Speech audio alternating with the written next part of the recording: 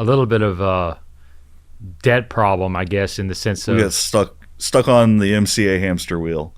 Where So why don't we just break out, rip the Band-Aid off? Why don't we talk about what the MCA is, what's the hamster wheel, and why it's dangerous? Because I think that's something that a lot of people get sucked into these MCA loans. For sure, and I think the easiest way to explain it to someone in like normal person terms that don't run a business is if you ever have to take a cash advance on your paycheck.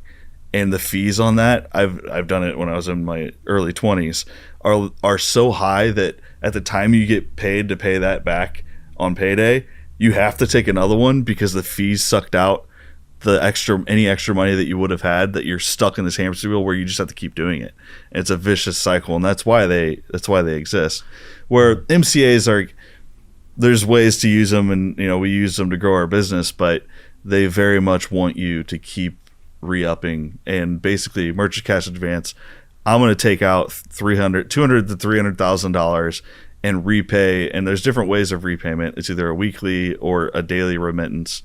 They take a percentage. They take a percentage of your revenue. Percentage of revenue. So most of the ones that we did were percentage of revenue, and they were through PayPal's working capital program, where we'd get $220,000, and you get to, there's a slider where you say, I want to give you 10% of my revenue all the way up to 30%. And depending on where you go on that slider, your fee adjusts. So if you're giving 30% of your revenue, your fees going to be way lower than if you only did 10%, because it's going to take longer to pay back. Yeah. So, but at the end of the day, we would pay back a $220,000 advance at 10% of our revenue for like $18,000 to $20,000. So, and we pay it back in 3 to 4 months. So we're basically throwing away $20,000 of profit or whatever that money